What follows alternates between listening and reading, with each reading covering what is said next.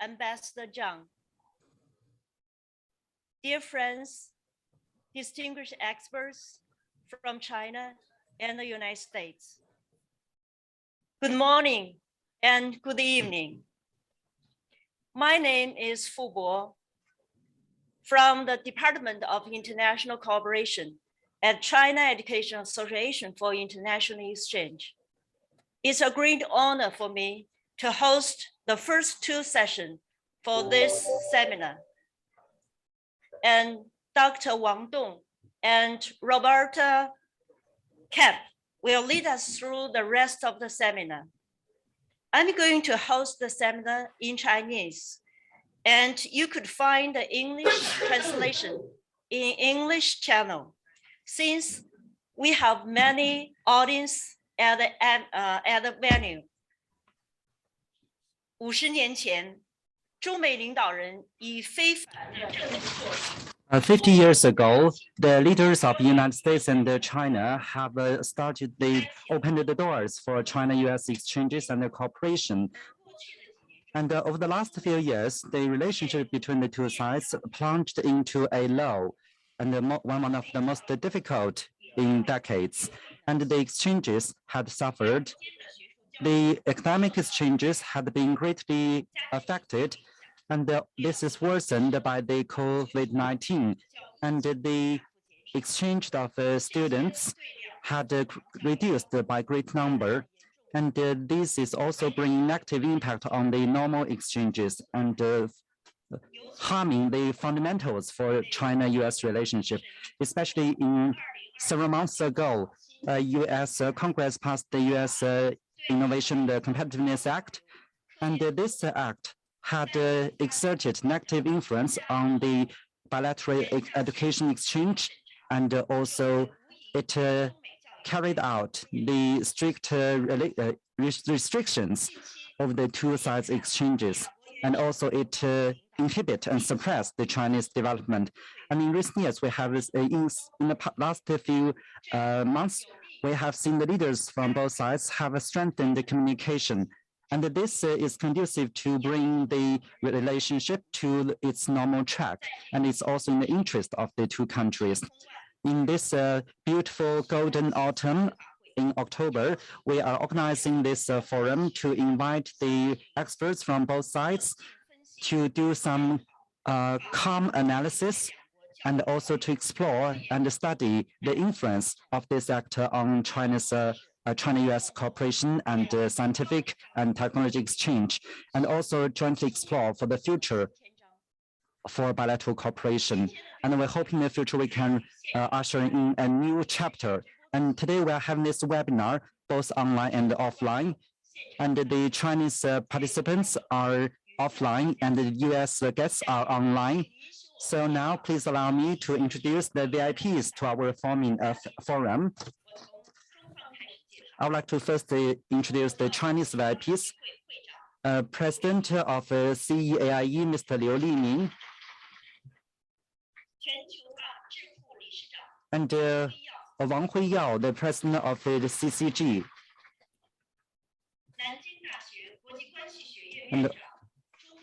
And Professor Zhu Feng, the Dean of the College of International Relations of Nanjing University, and also Professor Cong Fengyu, Director, International Office of Dalian University of Technology, and also Professor Wang Dong, Executive Director, Institute for Global Cooperation and Understanding, IGCU, and also Chen Zhiming, the Vice President of Fudan University, is online. And we also have US friends, including the Ambassador Julia Chung from US CET, and also Peter McHausen, the president of the Honorable Peter McHausen, president of the Association of Public and Land Grant Universities, and also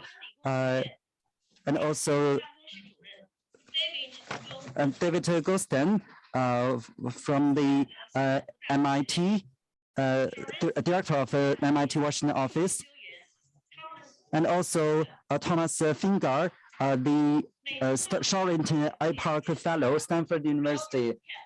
and also Robert Camp from the former president of U.S.-China Business Council, and also Robert Sutter from George Washington University. And we also have the friends from the educational organization institutes from both sides, and also the friends who are supporting the bilateral cooperation. Now, please allow me on behalf of the organizer to extend our warmest welcome and greetings to all of you.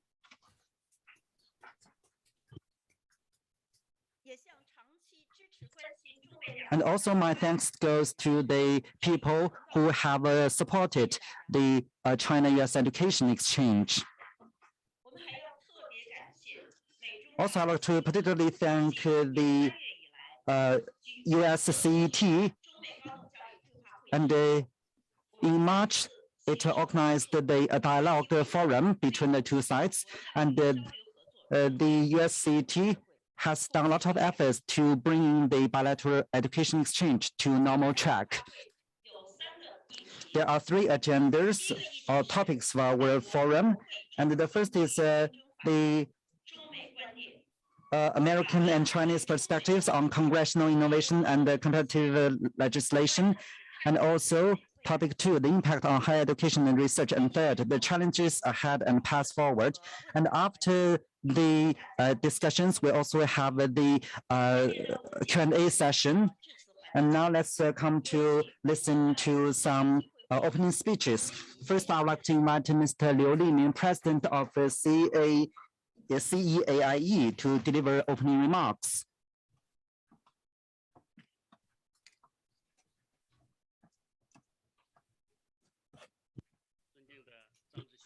Your Excellency, Madam Julia Chung, and also distinguished guests, ladies and gentlemen, good morning and good evening. And this is a beautiful golden autumn in October, and it's very pleased to be here and join the Sino-US experts to discuss the challenges faced by the higher education and explore for future development. First, allow me on behalf of the CEAIE to extend our warmest welcome to all of you, and the greetings and congratulations for the successful convening of this forum.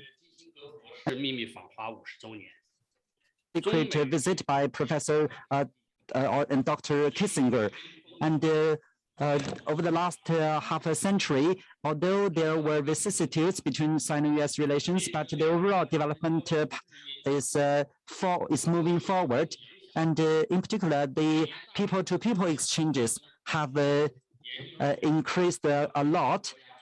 And if there hadn't been the effect by COVID-19, every year the two sides have a huge number of students exchanges.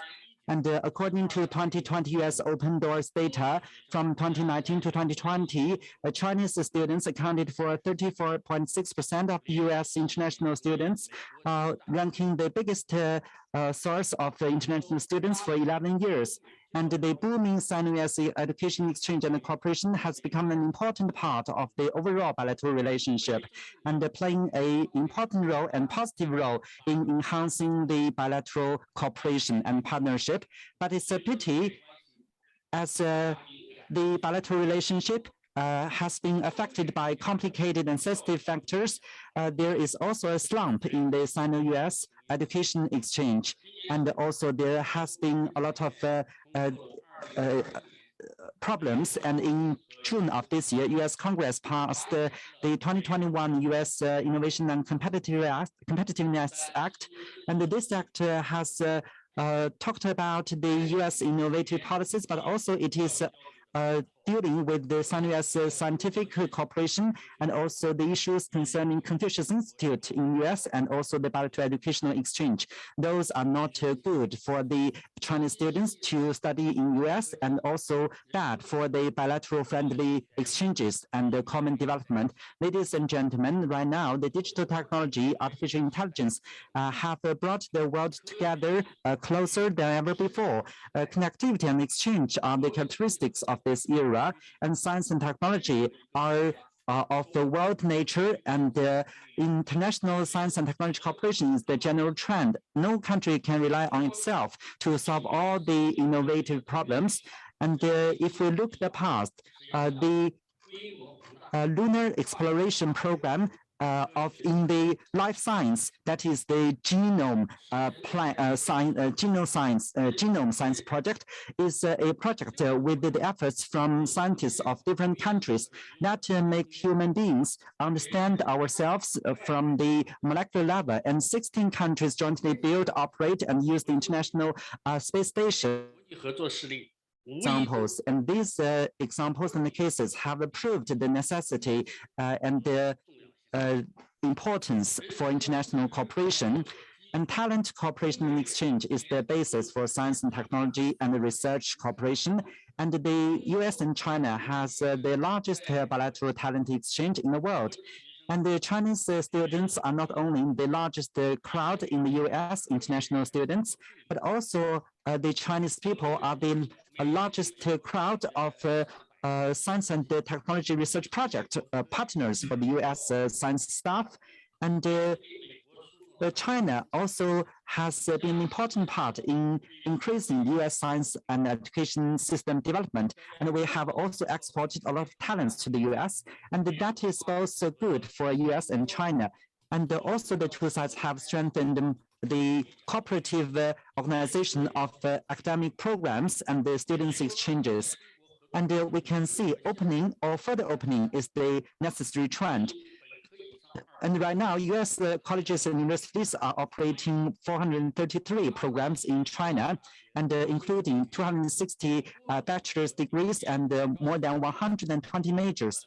And Tsinghua University and the Yale University organized the China-US University Chancellor Forum, and also they proposed to build more open, more integrated, and more resilient universities. And also the chancellors from the top-level US universities like Harvard, Yale, and MIT, they all made statements that will welcome welcome international students, and they would like to strengthen cooperation with China. And faced with uncertainties in the world, the two sides should strengthen cooperation, and we should cooperate in the fields of climate change, food security, disease control, and prevention. The Chinese government sticks to the policy of opening up to the outside world, and we support the science and technology innovation.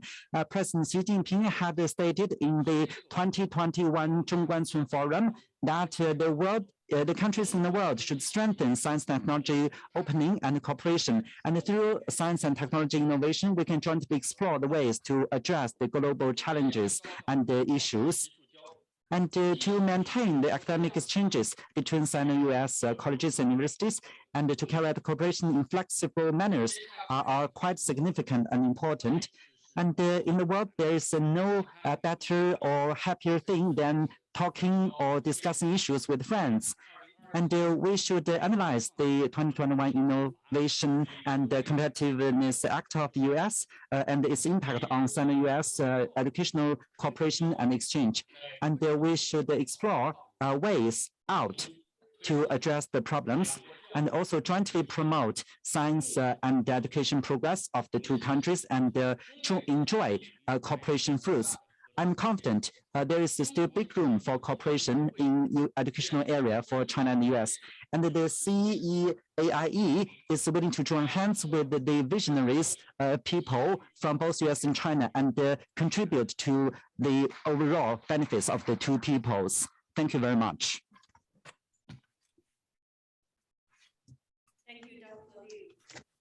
Next, we will have Ambassador Julia Chung from US-China Education Trust to share her thoughts. Good evening from Washington, D.C., and good morning to all of you in Beijing. Thank you, Fubo.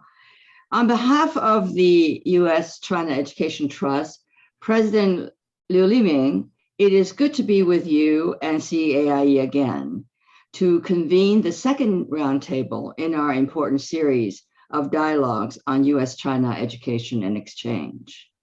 Our inaugural session in March this year was an affirmation of the enduring value of education and exchange to US-China relations by both Chinese and Americans, an acclamation that the net positives of education and exchange are greater than the negatives, much greater. Despite the problems which persist in the bilateral relationship, speakers in March expressed optimism that both countries would move to normalize higher education exchange and cooperation to restore its foundational role in reducing tensions during times of crisis. Today, half a year later, Chinese students have returned to US universities, and US State Department data shows that student visa issuance has been returning to pre-pandemic levels as before. Still, many Chinese have bought into the media hype that the innovation and competition legislation before the 117th Congress, our focus today, is anti-China. I hope that today's discussion will set the record straight and clarify the key points of the legislation, much of which is really about how America can renew and strengthen its commitment to international education. Last July, the US Departments of State and Education issued a joint statement for the first time in over 20 years, calling for the reaffirmation of international education exchange, collaborative teaching, and research as essential to the security, prosperity, and innovation of the United States, and I might add, of the world. From my perspective, the intention of the innovation and competition legislation overall is to address how the US can best protect American innovation and strengthen national competitiveness. But framing the legislation around competition with China, we have somehow obscured the fact and the core of the legislation, which really authorizes the most extensive investment in US innovation infrastructure in a generation. Building technology hubs, increasing federal funding for research, increasing STEM scholarships, and modernizing US technology. Very much welcome by our university community, by academia, and long, long overdue. The security provisions of the legislation, moreover, need to be understood, and our experts today will address the long-standing tension between protecting the integrity and strategic advantage of US research, balanced against the traditional American values of academic openness and freedom.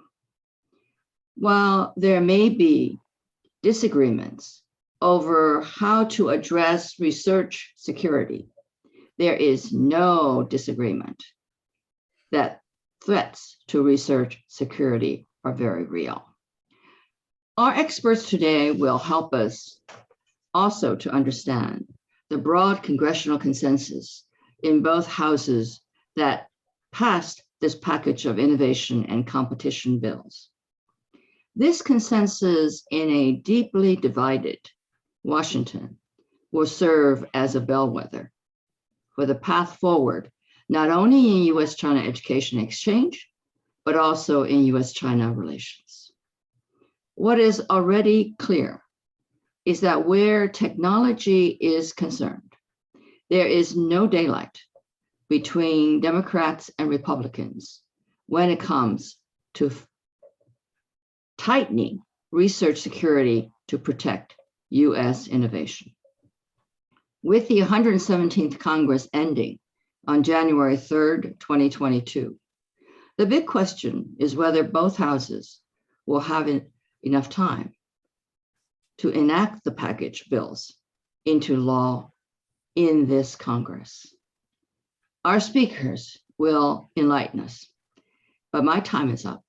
Let me just conclude by suggesting that we concentrate today on finding the path forward to restore mutual confidence in education and exchange as a stabilizing force between our two countries and to rebuild trust.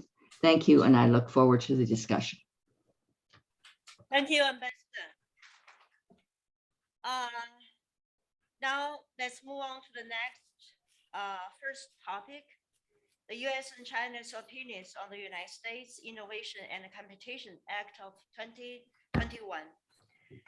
Professor Robert Sutton will be our first speaker. Let's welcome Professor Sutton.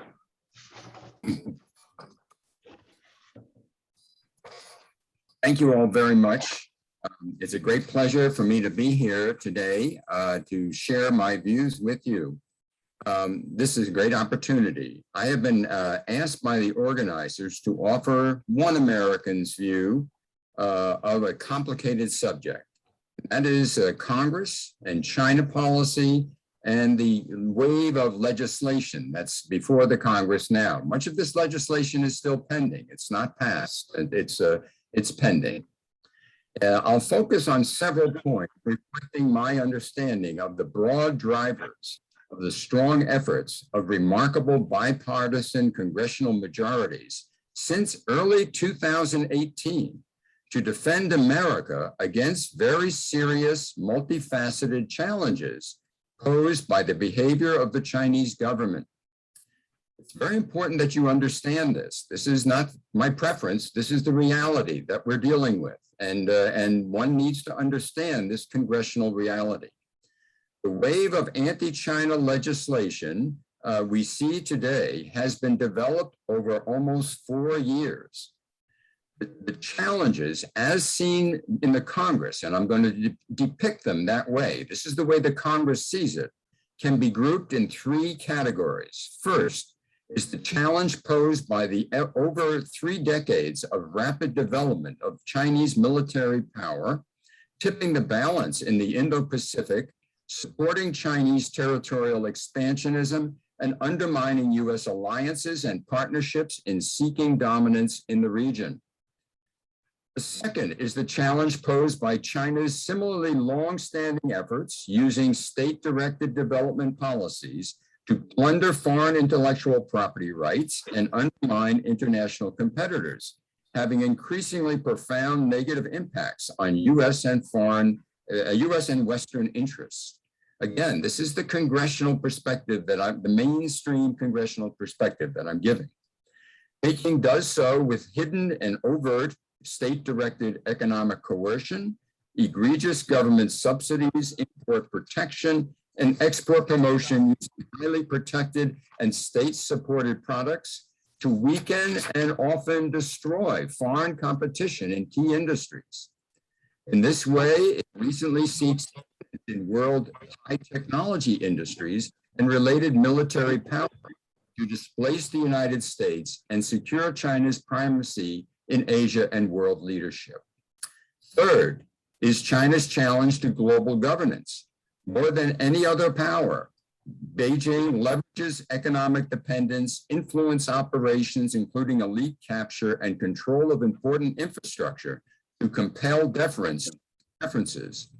In the Indo-Pacific region, these practices are backed by intimidating Chinese military power. China's preferences include legitimating the above predatory economic policies and territorial expansion, opposition to efforts to promote accountable governance, human rights, and democracy, opposition to U.S. alliances seen impeding China's rise, and support for the forceful foreign advances of Vladimir Putin's Russia and the rule of other authoritarian and often corrupt world leaders unaccountable to their citizens. It's a very negative view, as you see. Since 2018, there has been a continued sense of urgency. It's very important to understand this sense of urgency in congressional efforts to counter these Chinese challenges. In general, 2 challenges are often seen as particularly dangerous, existential threats to fundamental American national security and well-being. The first is the Chinese effort to undermine U.S. power and influence and to dominate Asia. The second is the Chinese effort to seek dominance in high technology industries of the future. Such dominance will make Americans subservient to Chinese economic power, And because such technology is essential to modern national security, subservient to Chinese military power. Seeking to avoid Chinese dominance appears to be a strong overall driver in the efforts of bipartisan majorities in Congress to defend America against China's challenges. Just a few points about the U.S. strategy, Congress, and education exchanges, the focus of our discussion today. Congress traditionally has had a hard time using legislation to create overall U.S. government strategy in dealing with foreign dangers. It has worked generally cooperatively with the Trump administration and the Biden administration in a variety of approaches that have been tried to deal with China. But thus far, an effective strategy to protect America and its partners with a stake in the existing order remains a work in progress. However, what has been done thus far and what is proposed in the current wave of legislation has major implication for those involved in U.S.-China educational exchanges. I can here address one significant implication. Over the years, U.S. universities and others involved in education exchanges have developed, along with powerful U.S. businesses, strong interest in engagement with China. The symbiosis between U.S. businesses and universities and others dependent on China and Chinese businesses and specialists has a bearing on recent U.S. curbs on Chinese access to U.S. high technology and the proposed expenditure of tens of billions of dollars of U.S. funding for universities and businesses developing American high technology. In particular, Chinese entities and specialists are often so enmeshed with U.S. businesses, university, and other enterprises in developing high technology industries that it is very hard to guarantee that the breakthroughs achieved as a result of U.S. government billions of dollars of expenditure on high technology and innovation would not easily become known to Chinese authorities. Now, looking out, you can say in the past and presently, U.S. businesses, universities, and others closely engaged with China have argued for greater moderation than U.S. policy dealing with China. They are joined by prominent China specialists and others. A common thread in the arguments of these important American groups and individuals is that the threat of Chinese challenges seen by U.S. policymakers in Congress, noted above, is exaggerated, and that the negatives for the United States flowing from Chinese behavior can be better dealt with through more nuanced approaches featuring negotiations, dialogue, and reassurance of China. How U.S. policymakers can create a strategy that counters Chinese challenges and at the same time also takes account of significant domestic opposition to such tough measures remains to be seen. So that's my prepared remarks, and what I've been trying to do is convey the view in Congress that I've seen over the last 4 years.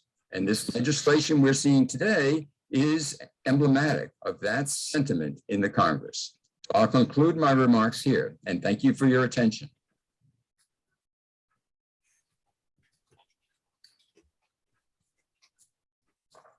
Thank you so much, Robert. Next, we are going to welcome Professor Zhu Feng, Dean of the Department of International Relations of Nanjing University. Thank you so much. Welcome.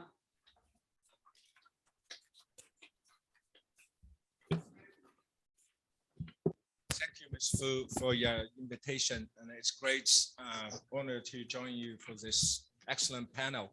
And then, dear Ambassador Julia Chung and older friend and the new friends, I'm Zhu Feng from Nanjing University. I think Professor Sutter also just provided us a very, very strong point on how to looking at this, we say, a very controversial congressional act. I would like to extend some sort of my thinking from my perspective. First of all, I see this Innovation and Competition Act is some sort of big signal of a return of a new Cold War to our bilateral relations. yes, this act did not very obviously mention some sort of what kind of formality of the Cold War also will be coming back. But if we just examine very carefully and seriously all the meaning of the relevant articles, then we'll have to come to the conclusion. This act is a big effort to come back of new Cold War between Beijing and Washington. Then second is, I see the main, meaning of this act is a bigger bias against the Chinese students and the Chinese scholars. We also see some sort of, it's a real article-based, the meaning is absolutely and apparently, controversial and even, against some sort of, it's a real purpose. For example, this act also mentioned, deliver some sort of openness to diverse perspective for the different students from different countries. It also does strongly ask for what? Ask for, staying away from censorship and even just a bias against the other scholars and the students.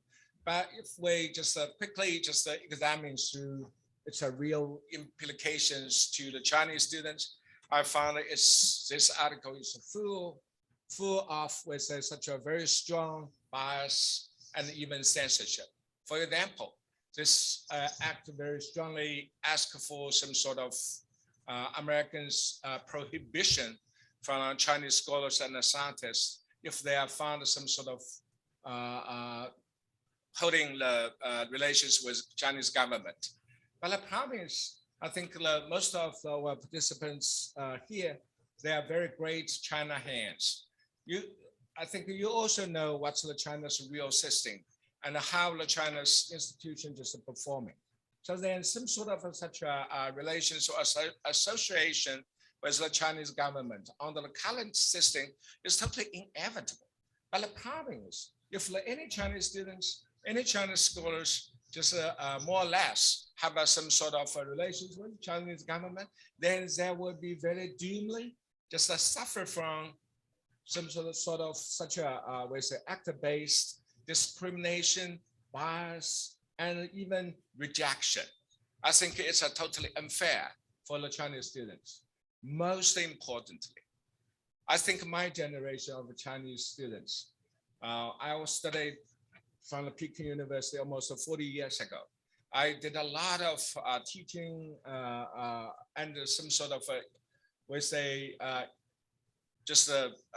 enlightening from American professors when I studied at Peking University. So for example, Professor Scalapino, a very big master hand, also just stayed at Peking University almost 40 years ago and as a visiting professor. His teaching remained very impressed. His teaching also enlightened the Chinese young students just like me 40 years ago on how to just come after with knowledge and the human careers development. So yes, this act also emphasized the US should still keeping up the beacon to the rest of the world. But the problem is American people will be destined to eclipse if you just keep the Chinese students totally away from US some sort of such a beacon-based enlightenment and even some sort of embracement. So that's totally unfair. And it's also very, very ugly and also completely against the Americans originally designed your purpose for boosting, the international student exchange. Another point I want to make here. While China become a leading source of American universities and colleges foreign students, I see generation by generation, Chinese young people's fixation to the United States is not just the way scientific knowledge study. As I think this actor very dramatically just presents American position as a beacon.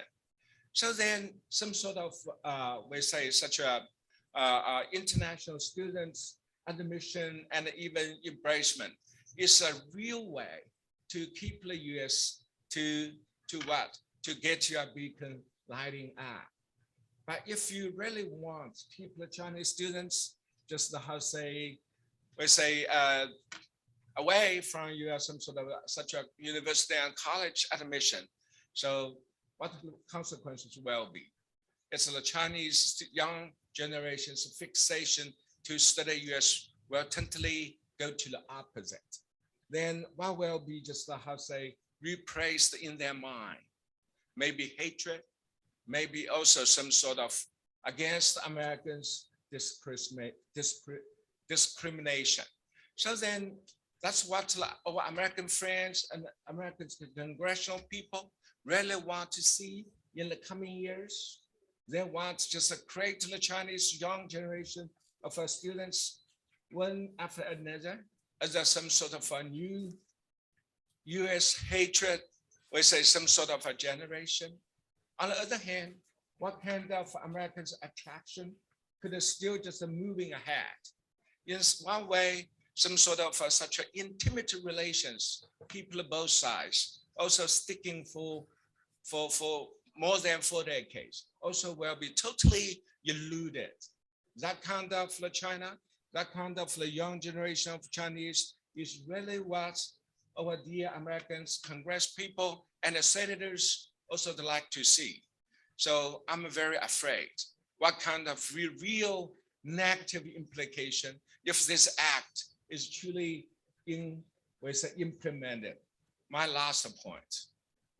Yes, this act is just trying to, we say, diverse ways, some sort of a new China bias. It's some sort of a new China hating, we say, endorsement by very, very China bashing Americans Capitol Hill. But the problem is a real consequence. It's truly highly worrisome.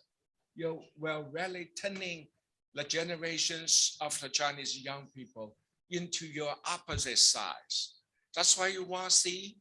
So then I have to say, let's get back to people relations. This year marks the 50 years anniversary of what? Ping pong diplomacy. So 50 years ago, ping pong diplomacy flipped a new page for both sides to ending what? Ending with some sort of, with a totally, separation. People to people relations is real driving force to get to the two sides to know how well we can just understand each other. But this act, if it's really in place, people to people relations will be very tragically sacrificed. Our relations will really turning sour in some sort of unbelievable way. So let's be highly on vigilance against some sort of such a China bashing, anti-China such a moves. If it couldn't be just a start of our relations, will be some sort of new source of what? New source of tremendous uncertainties in coming years. Thank you.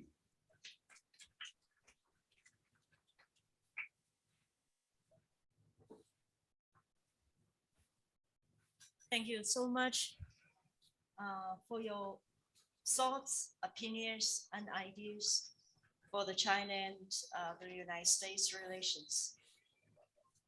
Ladies and gentlemen, we are going to start to another topics. Let's welcome Dr. Wang Dong to chair the rest of the seminar. Thank you.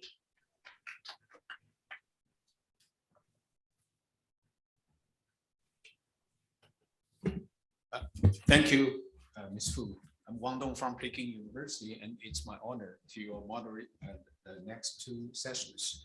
We've just heard remarks from Professor Sutter and Professor Zhu offering their perspectives on the US Innovation and Competition Act, therefore setting the stage for the discussion to be followed. Now we are going to examine the impact of the act on higher education and research between China and the United States. And we have 4 distinguished guests on this panel.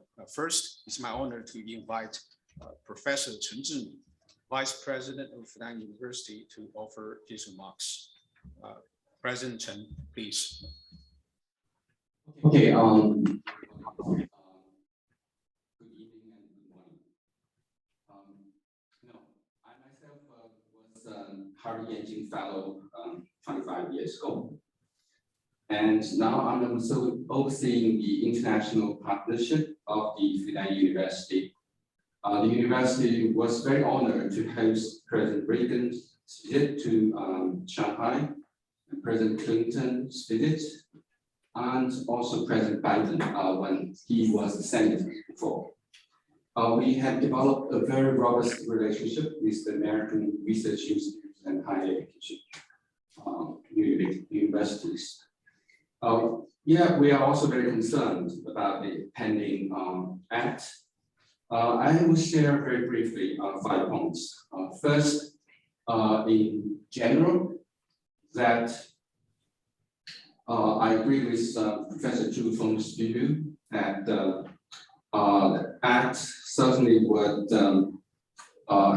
impose many of the new cooperation obstacles, and particularly create a situation that both sides might work towards a decoupling in the advanced scientific research collaboration. I think the relationship is already at the so this certainly will not help the relationship and further harm the relationship, which is no good to both sides. And second, using my university's figure, and we will see that we were hit both by the pandemic and also policy change from the United States over the past several years. The personal exchange between my university and American institutions has witnessed a significant drop. Between 2017 to 2019, pre-pandemic period, each year, my university will send around 2,000 professors and also students to the United States. 1/3 of it were students, the other 2/3 are faculty researchers. But this year, that number dropped to 80.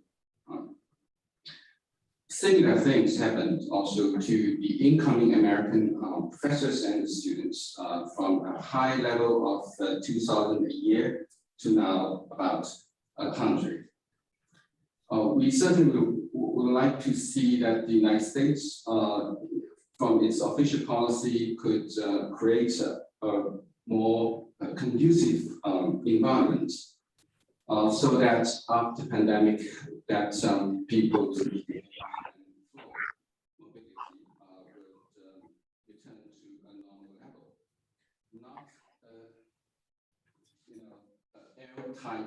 Professor Chen, excuse me, but we are losing the sound of your voice. Please stay as close to your computer microphone as possible. Thank you. Yeah, so we heard that there is No, almost inaudible. Really?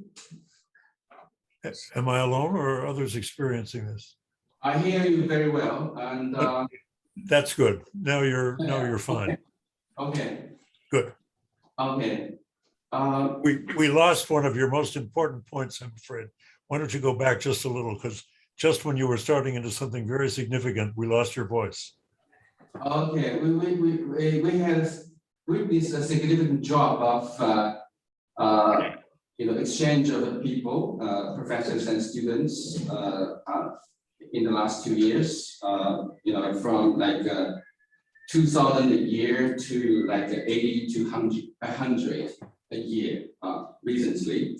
So we hope that we had more conducive policy environment, which will encourage that after pandemic, we will return to a kind of normal situation, not L-type situation, we keep at the low point. And third, our students' willingness to, no?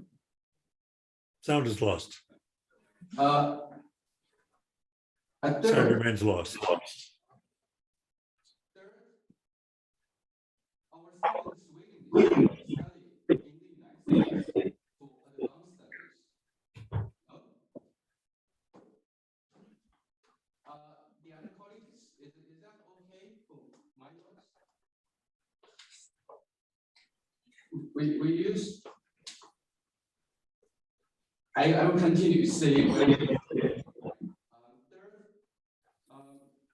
our students' willingness to study in the United States is also dropping significantly.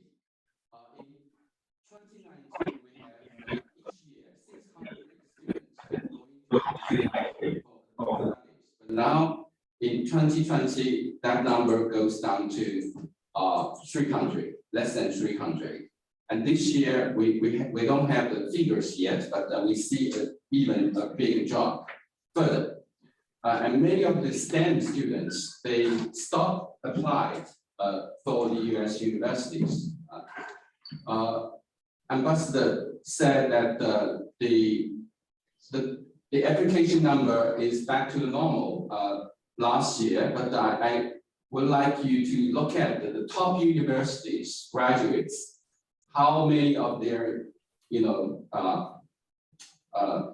students continue to apply in the US. I will see that top universities in China, their students are significantly less willing to go to study in the United States. Fourth, I think similarly, the American young people may be less willing to come in to study in China, which might not be good for the future US-China relationship. And last point is that I think the scientific research collaboration will be hindered. Between 2016 to 2020, my university's researcher collaborates with the American researchers and jointly published 8,600 collaboratively published research articles. So in 4 years, right, they published 8,000 jointly written research papers, and their quality, according to what we call FWCI, the field-weighted citation impact is about 3.11. So it's 3 times as of the average research paper quality, globally speaking. And in 2020, the American, FWCI, the research paper quality by American researchers on average in 2020 is 1.23. So this joint collaboration actually creates much better quality of research. But since then, I see that the researchers on the American side and American universities are more, hesitate, right, in reaching research collaboration agreements and also doing joint projects. So I will see that maybe in the long term, this kind of collaboration will be also hindered, reduced in future. So in a way, from the university's point of view, we see that the discussion of this pending act and also the tough measures already have taken on the US side has weakened the commitment on the students and faculty side to engage more with the United States. So I really would like our American colleagues and the government, Congress to look in this issue more carefully and hope that we can maintain a very healthy US-China higher education collaboration and research. Thank you very much.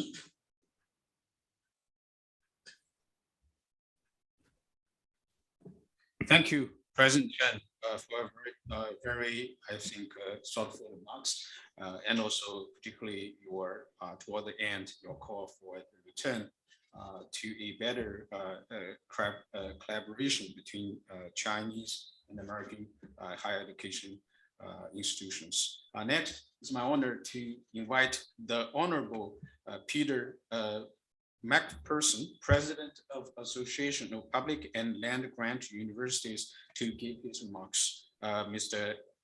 McPherson, please. Peter, you're muted. Thank you. Real pleasure to be here. I'm the president of an organization of the large public universities in the United States. Public universities do about 60% of the federal government research funding, a huge portion of it. And of course, we host and are so pleased to have many, many thousands of Chinese students. Let me say, first of all, that Chinese students are welcome in the United States. There are some restrictions, but when you look at the figures, it's a relatively small portion of those that aren't allowed to come. I know for a fact, as I say, these are presidents and institutions all over this country, that we want to have the Chinese students. There's a great deal of effort to make it work. It's part of the education, in our view, of our students, important to our country to have Chinese students be in attendance at our universities. Let me next say that I think it's important that the research of the United States and other countries around the world, certainly including China, is important to undertake. This is an era when there are huge opportunities. We've got new tools in medicine and in many other areas that allow us the potential for huge breakthroughs, global common goods, if you will, that we need to do for the people of this world. And so we are strongly for research, our country and other countries as well. I think that what we need to recognize, what I would like to convey, is that the actions and words of the Chinese have contributed significantly to this bipartisan feeling in Congress, and Congress reflects public position, actually. It's not just the individuals there, it's deeper in the public concerning all this matter. We have had a long consensus in this country of research, of Congress support, bipartisan support for research. We never thought we got enough money, frankly, but that bipartisan consensus has been there to an important degree, and the situation today has created this. I think it is predictable. It's my belief, honestly, that the events as they've unfolded in recent times have caused a predictable reaction in this country and in Congress. I'm not going to try to get into the whole range of questions, but rather on my area that I know best, and that's concerning intellectual property of U.S. universities. Let me just point out, and I'm sure others have seen this, that NIH, which is a very careful agency, extremely sophisticated. The National Institutes of Health, of course. National Institutes of Health, which does the bulk of funds the bulk of the health-related research in this country. They've contacted 93 institutions, most of those being universities, identifying 214 researchers Unfortunately, 90% of those researchers were Chinese or Chinese ancestry or connections. And out of that has come a number of actions. The NSF, at a smaller scale, is a much smaller agency. The has National numbers- Science Foundation. Good for you, Bob. Thank you. I'll try to do all that. Has comparable numbers for their size. I think what I'd like to convey is that there is a real problem here. Don't mistake a court decision in Tennessee as saying, yes, there's nothing there. You had the Ohio State case, a number of cases. I talked to presidents of these universities, they're all colleagues of mine, and I talk to them often, and they tell me stories beyond what you see in the press in this country. I can't tell you what's happening this moment, this last 3 months or something, but there's a problem, folks, and this is and I think what's happened in this country, at least the piece I know best, the research part and other actions or words, has caused a predictable reaction here. Now, I believe it's important for us to contain tensions to the benefit of our both countries and to the world, actually. This is the important thing. President Biden's talked about lines over which neither country crosses. I suggest that the Chinese dealing with this question, this problem of taking of intellectual property, and there's a lot to talk about there, but it's something that I would very much like to have the Chinese deal with. It would be substantially helpful because, in fact, we have so much that we should do together. Speakers have referred to there's much. The discussions like today are important. Organizations, exchange of people. It happens that in the late 70s, I co-led a State Department group of, quote, young political leaders that went to China for a couple of weeks. And among them were two people who later became US senators. It was a wonderful exchange for us. That kind of work is so excellent. But to speak of the research, there's so much we should do together. The fundamental research, which in this country, the goal of researchers is to get it published. The fundamental research, there's a lot we could do together. I recall in my days as administrator of the US Foreign Aid Program, all the work that we did on rice research, basically through the International Rice Research Center in the Philippines, but it was hugely beneficial to each country. The work on rice, the work on photosynthesis is emerging here. These are important for the world, and they are basically public good research work. The work we should do together on cancer, on climate, food safety. There's so much that we need to do together. We need those exchanges. We need the openness. And I would just close by saying that the intellectual property taking has a chilling impact on the relationship broadly. But we want to work this out. We want to be able to have the students who I know are welcome. We want to be able to do together some key research efforts. And I welcome the opportunity to tell you about my concerns and what I think impedes what great things we can do together. Thank you.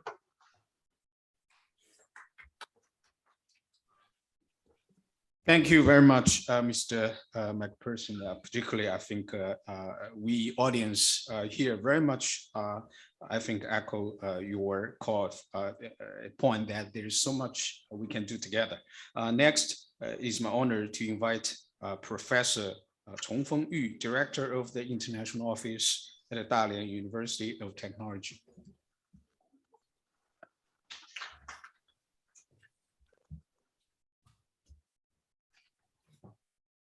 Good morning and good afternoon, good evening, everyone.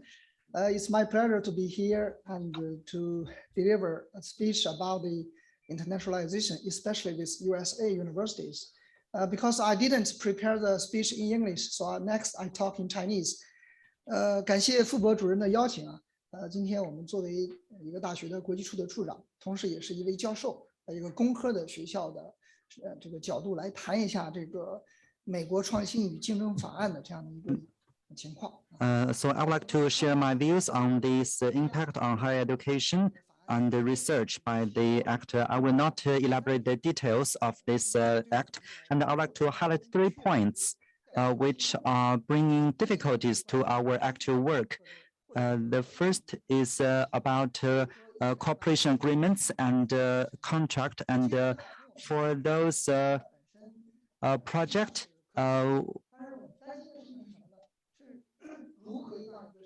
where the Chinese grant is more than $1 million from the Chinese side, the US would like to require the Committee on Foreign Investment in the United States under the federal government to investigate.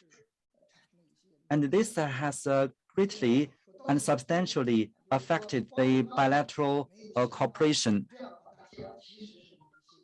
And right now, that is the first impact. And second is about the act also stipulates the faculties of the US federal scientific institutions, including independent contractors, visiting scientific engineers, educators, are prohibited from participating in any talent introduction program initiated by foreign governments. And we think as professors, it is normal to carry out exchanges. And sometimes we ask a lot of professors in universities, why you are a professor? And some of them would answer they love exchanging ideas with others. So this act is prohibiting such kind of exchange. And the US experts would have doubts to cooperate with the Chinese side. And the third is about the intellectual property rights. And in academic field, the IPR is defined academically. And a lot of publications on science and technology are open source journals, and people don't have to pay to make the publications. And right now, according to the US Act, it also forbids the transfer of IPR to certain entities. So this causes confusion and doubts among the Chinese and US professionals, and it also affects the bilateral educational exchange, and also it would affect the education and the talent fostering system. So I would like to say the bilateral education exchange is very important. If this kind of exchange is prohibited or restricted, how can the two peoples of two countries carry out normal exchanges? And the in-depth cooperation in higher education and scientific research between Chinese and American universities not only conform to the trend of the development of bilateral relations, and it is also in compliance with the expectations of the peoples of the two countries. In addition, we should focus on young talent who are in their 20s or their 30s. We hope this act won't bring negative impact on these young people. And right now,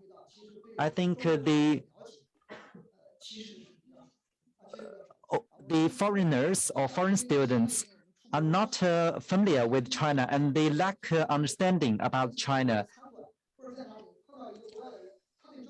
And this can be felt and experienced because when we go abroad, for example, to the United States, when we ask some people in the restaurants, what do they know about China? Actually, they do not know much about China. So we hope the young people can, more US young people can come to China. And in particular, I welcome the young people to study and visit our university, the Dalian University of Technology, to enable the US young people to know what is happening in mainland China and what the Chinese people are thinking. And this is good to maintain sound Sino-US relationship. And that is all I would like to share. Thank you very much.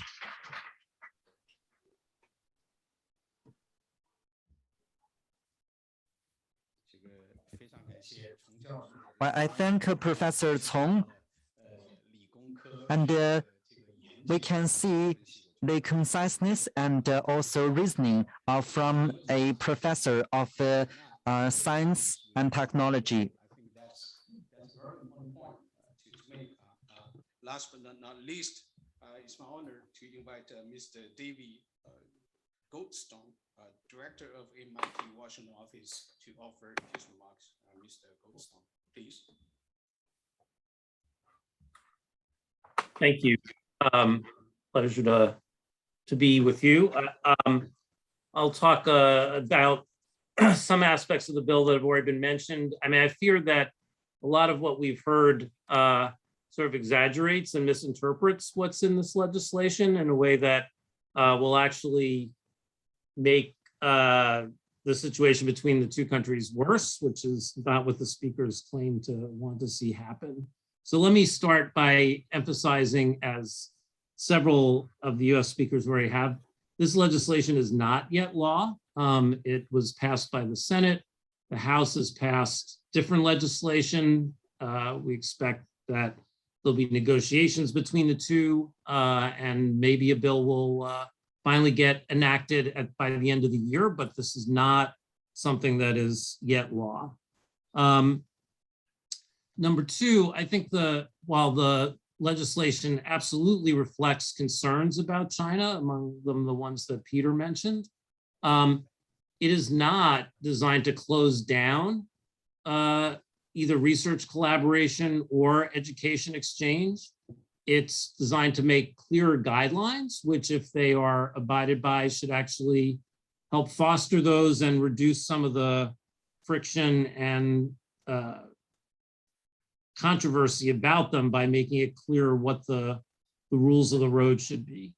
Also, I think it's important to put it in the overall legislation in context. The main goal of it, as the ambassador said at the beginning, is to strengthen the US's own capacity in research and development. That's why universities strongly have supported the bill. It would authorize significant new spending in research in a number of federal research agencies, particularly the National Science Foundation. It would have the National Science Foundation create a new directorate, a new part of the organization, looking particularly at technology development. These are all efforts to strengthen the US, and they are a sign that the US takes the increase in capability of China in science and technology seriously, and means that we should look at ourselves and what we are, whether we are falling behind in ways that reflect badly on us, not that have anything to do with China. I would say there's a long history of this. US went through a similar self-analysis in the 1980s when it looked like Japan was getting ahead of the US in science and technology, and we passed legislation then with some of the same words in terms of competitiveness. And the US did the same thing vis-a-vis the Soviet Union in the 1950s after Sputnik, where one of the things that we did, I don't think that this bill is a new Cold War, but one of the things that was done after Sputnik was a huge increase in US science and education, and also in certain kinds of international education exchanges. So there's a long history of US seeing technology competition arise in other countries, taking that seriously and deciding that that means we should make sure that our own capability is not deteriorating. And that's actually the primary piece of this legislation. There are concerns about it or the legislation also does have provisions concerned with research security, again, because of some of the concerns that Peter mentioned. But let me talk about those, and some of them were just mentioned by the previous speaker. So the provision on requiring gifts and research agreements to be reviewed by CFIUS, the Committee on Foreign Investment in the US. First of all, that is a very controversial provision in the Congress. It's not at all clear that that would be part of a final law, so I wouldn't assume that that's going to be the process. But the other thing to understand that provision, it would, if it ever got enacted, it would apply to all countries. It is not China specific. Second, on the talent programs, there is consensus in Congress that faculty that are getting federal research grants should not be participating in talent programs. Universities generally agree with that idea. The question is, what's a talent program? The definition would be nowhere near as broad as was just indicated. Saying no talent programs does not mean that faculty couldn't visit other countries, accept students from other countries. It's designed against talent programs that are specifically asking faculty to basically take on work that conflicts with the requirements of their home institutions, that requires them secretly to give information that would not otherwise be public, that involves payments that are not generally disclosed. Those are the kinds of programs that are being targeted, not routine kinds of foreign exchanges. And again, I think those kinds of prohibitions against these talent programs that go beyond the norm, those will go into effect, and that's supported by US universities, because we don't think that that would cut back on the kind of normal exchanges that we like to see. On the intellectual property provision, I'm not sure exactly what provision in the bill that was being referenced, but there was talk about open publication. There's nothing in this bill that would lit open publication. When people are talking about intellectual property, they're talking about patents and other things that are restricted, but I'm not sure what specific provision there was being referenced. So I think the goal of the bill is really, again, to put in guidelines and to make sure that research collaborations and educational exchanges reflect a balance, that both countries are getting the benefit from them that they're supposed to, that they're not one-sided, that they're not taken undue advantage of, but the bill would not in any way seek to close down Chinese students coming to the US, Chinese scholars coming to US, or vice versa, but only make sure that they are done in an appropriate way. Part of that is a lot of the security provisions of the bill deal with disclosure, making sure that faculty who get money from abroad, again, not just from China, that money is publicly disclosed, partly because of American taxpayers are going to fund faculty. They don't want to be funding faculty that's already being funded by other sources, and that's a legitimate concern. So again, I think that it's important not to overstate what this bill is doing, to understand the concerns that it reflects, but to understand the goal here is to get a kind of balance that would A, strengthen US's own capabilities and ensure that research collaborations and education exchanges are done in an appropriate way. I think that's reasonable. Again, there are specific provisions like the CFIUS one that universities have made clear their opposition to, but overall, this is a bill that universities support and see as enhancing education and research, not banning collaboration, and that certainly would not prevent collaboration in some of the areas that Peter and others have talked about, where there's broad global benefits, climate, food safety, certain aspects of medicine and so forth. So with that, I'll stop, and hopefully I've clarified some of the points that others have been making, and we can have a discussion based on what the bill really says. Thank you.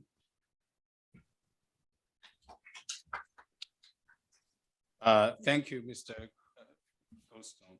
I think you already in some way responding to some of Professor Chung's remarks. So it's good that we already getting some exchange before the moderated discussion begins.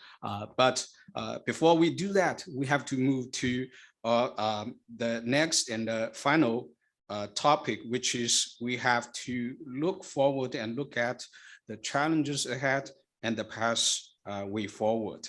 And we have two distinguished speakers. First, it's my honor to invite Dr. Thomas Finger, the Shorenstein, the A. Park Fellow at Stanford University. Tom, please. Thank you. And I am delighted to be a part of this program.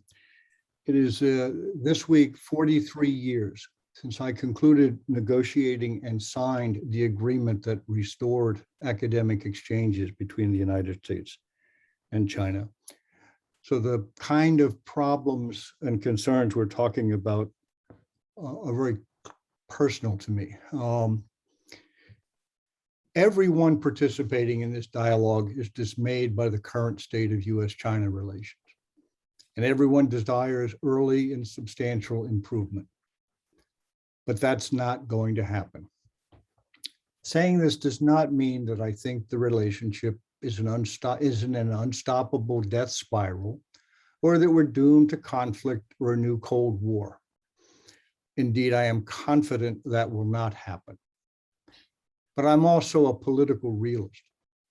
My bottom line judgment is that our relationship is unlikely to change much in the foreseeable future. It will not get much better, but we can prevent it from becoming much worse. Our most important challenge will be to manage a fraught relationship. Despite unhelpful rhetoric in both countries, neither side wants the relationship to deteriorate further. The problem, in my view, is not malign intent in Washington or Beijing, but rather that both capitals accord higher priority to other challenges, most of which are domestic.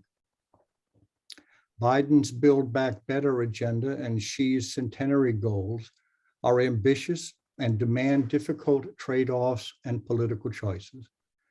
For both, international challenges, including relations with particular countries, are viewed through lenses that emphasize how other countries can help or impede attainment of higher priority objectives. Earlier in our relationship, it was often said that if relations were not improving, they were regressing. Such thinking no longer influences decisions, and neither side will expend much effort to improve relations merely to be able to say that the relationship is getting better. The situation would be troubling enough if both sides merely treated the relationship with benign neglect, as each focused on higher priorities. But unresolved issues continue to fester and have eroded support for the relationship. In the United States, virtually every constituency that long supported a stable relationship has been alienated by Chinese actions, and the American public views Chinese behavior as unfair and unacceptable.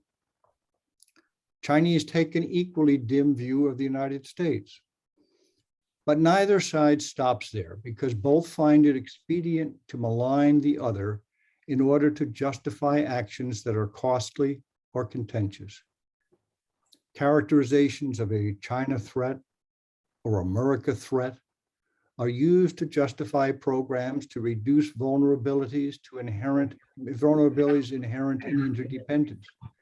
to modernize or expand military capabilities, and to constrain access to markets and ideas. Both countries give lip service to collaborative opportunity and the need for cooperation to address global challenges. But putative threats are given greater prominence than shared or compatible interests. This has a corrosive effect on public attitudes and on third country perceptions of our bilateral relationship. It would be easy to say that this should stop, or that officials should at least lower the volume of negative commentary. But the likelihood of that happening is small. Negative commentary is exaggerated to enhance its instrumental utility, and its consequences are magnified by developments that have diminished the stabilizing power of ties between firms, professional groups, universities, and other domestic and trans-Pacific constituencies. For example, the American business community was for a long time the strongest and most effective champion of stable relations with China. This important interest group has been alienated by Chinese actions and attracted to other markets and production opportunities. Very few are turning their back on China, but they are no longer as active in working to improve relations as they once were.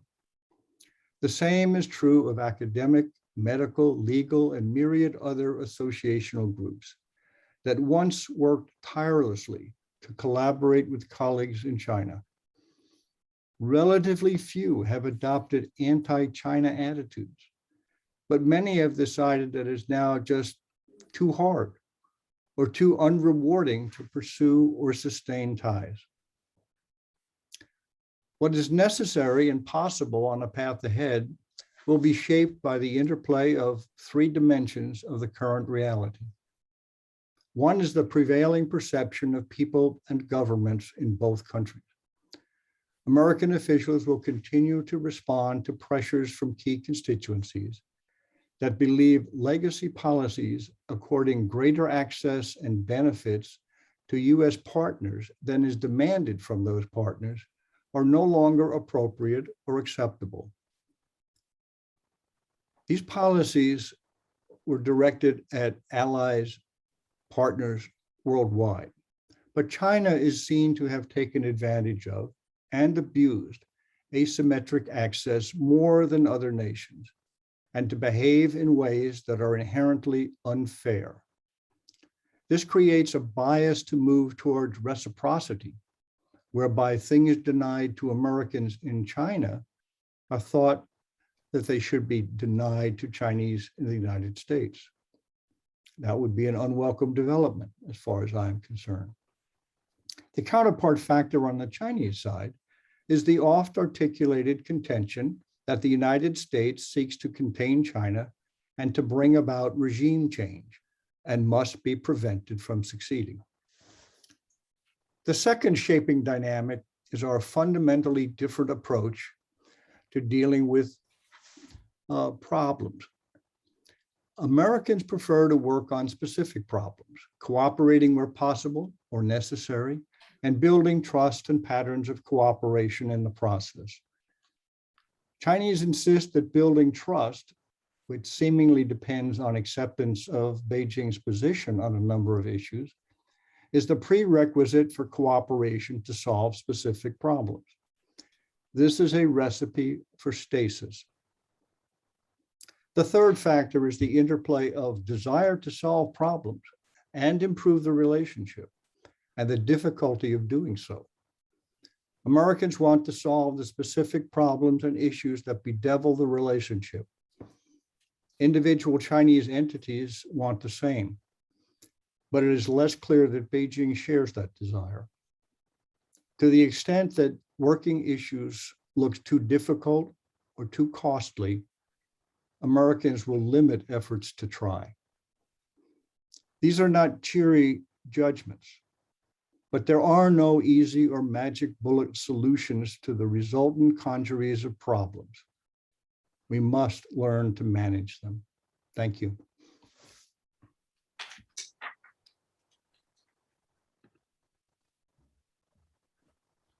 Thank you very much, Tom. Thank you, Tom, for your very insightful and also very realistic assessment. It's not there's no magic bullet, but we have to work very hard toward getting a solution, trying to improve our relations.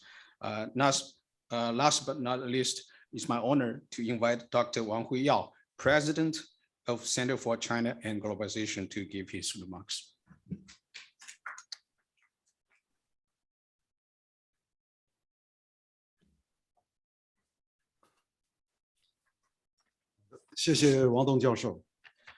So President Liu, Ambassador Julia Chung, distinguished panelists, and also the room full of audience from all the education sectors in China and also all walks of life. I think today we had a very useful and productive dialogue. The theme of our discussion today, of course, is the challenges and the path forward. You know, I'm really thinking path forward is the buzzword for Sino-US higher education exchanges and cooperation. So this is really a very timely topic. I really congratulate on the organizer for doing this. The topic I'd like to talk about, since it's education, we're having many symposiums and exhibitions going on. I was quite amazed to see the spectacular exhibition they put on in this conference center. So many, I was told 3,000 people attending this. So it's remarkable. But you can see there's still the enthusiasm on the education, international education. So even though we had speakers previously mentioned about all the challenges, all the obstacles, and all the mistrust, I'm still cautiously optimistic. I think that we still need to really, going forward, we are living in the 21st century. We are no longer really in the last century or in the Cold War era. So I think how do we really revive or maybe maintain, as the previous speaker said, at least we maintain the deterioration, not really let it out of control, is really the most important thing. I think at least we are getting something out of this today. And I think the dialogue we're having and also exchange we're having extremely helpful. I really want to really emphasize this importance. What I'd like to say first is that actually this year, as quite a few speakers already mentioned, is the 50 years of Dr. Kissinger visit to China, is 50 years of China joining the UN. It's 30 years of China joining the APEC, and 20 years anniversary of China joining WTO. It's all ongoing opening up process. But I think one of the most really spectacular movement is this international student exchanges. Since 1979, China already had 8 million students went abroad study. You know, according to the different numbers, I think close to 8 million. And of this 80 million, 4 million actually went to the United States. So you can imagine the prosperity, the people's bond that 4 million, that means affecting 14 million families possibly, or 40 million people. It's an enormous group of people, so that the goodwill through the people-to-people student ambassadors between China and the United States is enormous. But I think, we're having this setback of China-US relation. I mean, it's going to be there for some time. I really think that it's not going to be solved easily. I had a serious discussion lately with American opinion leaders like Tom Friedman, like Thomas Friedman, of course, and also Graham Ellis and Joseph Nye, and also European leaders as well. I think that they don't really agree that we are actually in the Cold War mode. We really cannot decouple. I'm glad to see that Catherine Tai actually just said lately that we should recouple. I mean, exactly. I think education probably should be in the front of that. Pioneers of recoupling. And I'm also glad to see, even though we have this congressional bill that is still pending, but I think that we can really talk a lot. And recently we are seeing some movement. For example, the Madame Meng from Huawei has been released, and we see hundreds of thousands of students went back to the United States. American Charters Affair told me here in Beijing that they already issued over 100,000 visas for Chinese students going back to the United States. So I think that is really a great move that we already see 100,000 students in the last 3-4 months went back to the United States. But I think there's I think that is really the importance of we maintain this people-to-people's bond, and also see there are some cases dropping on the persecution of American Chinese scientists or professors in the United States. So let's work on it. Let's really have exchanges. I'm sure that President Xi and President Biden having a virtual summit by the end of the year, we continue to push things forward. I hope that we can maintain this, manage the risk and let things not get out of control. So really, I think that still, US is the most preferable country for the Chinese student to go to the United States. I mean, just on the year 2019 and then 2020, we had almost 400,000, 370,000 Chinese students went to the United States. But I think one of the things I think also causing the misunderstanding, one of the challenges actually we are trying to face is that there's a lot of understanding from Chinese students to the United States, but not enough from US students to China. For example, American students prefer UK, Italy, Spain, and all those European countries, or even Latin American countries to study. For example, during the 2015 and 2016, out of the 10 largest countries studying China, US ranked number 2.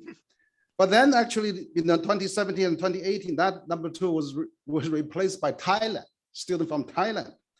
And now by 2019, 18-19 is actually dropped to number 5, number 6.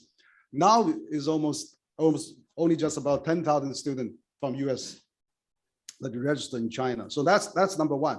Compared with 400,000 Chinese students in the United States, there's only 10,000 United students in China. So that's a huge gap.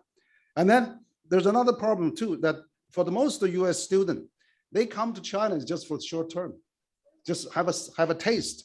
Whereas Chinese student is really long and deep dive, and actually 70 to 80% of Chinese students went to the United States are for degrees.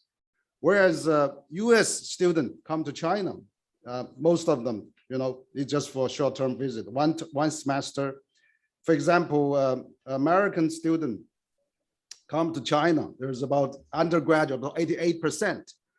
But it's only, most of them is, second year or third year student for 2 months or even 1 semester short visit.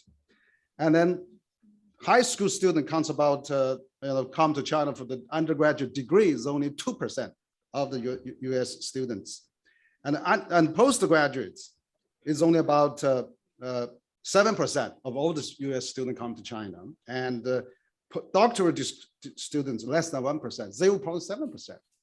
So we're actually publishing a new book on this subject. So you can see the Chinese student actually, the degree to study in the US and retain the US and study is very high. And even more so, actually, the Chinese student, for example, a lot of them remain in the United States. For example, from AI, all the undergraduate student who has an AI research group for all the students that take undergraduate degree in China, only 34% are working in China. So all the undergraduate major on AI that studied in China, majority of them are now in the United States. So also for the PhD student, 88% of them would prefer to stay in the US and 10% comes back. So you see, that is really the imbalance. I think we really need to promote that, to correct that, to promote more understanding. So I think that we really need to attract more US students come to China. And so according to our study, actually, we felt maybe there's quite a few recommendations we can make. Is that first of all, I think we should really have US companies, multinationals to support more US students come to China. There's a US government and private sector has this 100,000 strong. We're no longer here anymore. And also, I think that Chinese student has already be one of the largest financial support of the US university system. Whereas I think we Chinese universities should open also for financial applications from other sources, so that we can also the university get financial support from the student and from other sources to really have more program. And also, I think the private sector is also important. We really need a private sector, foundations and entrepreneurs, business, multinationals to support these student exchanges. So one of the things actually Center for China and Globalization is doing, our think tank, is that we have launched a Global Young Leader Dialogue program, which we did last year, and we have been organized six international student tours, many of them from the United States. And actually, the student actually wrote to President Xi, and President Xi has replied to them. And then we really want to encourage more international students, particularly from the United States, to study in China. I think that is one of the things we can do to really prevent the deterioration of the relation going, from bad to worse. And we hope that with this people's tie and people's bond, we can really keep the China-US relation at the minimum. At least we can prevent the deterioration. Thank you very much.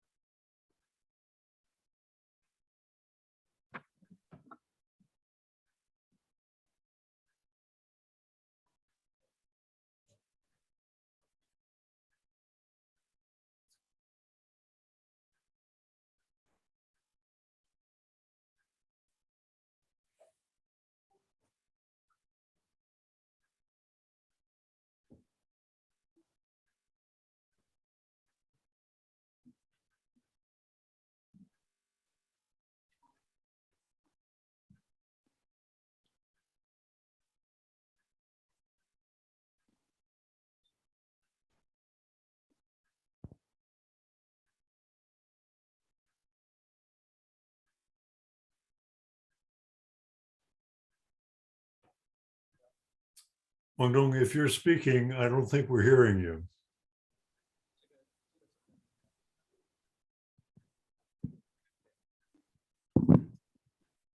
All right. Good. Great.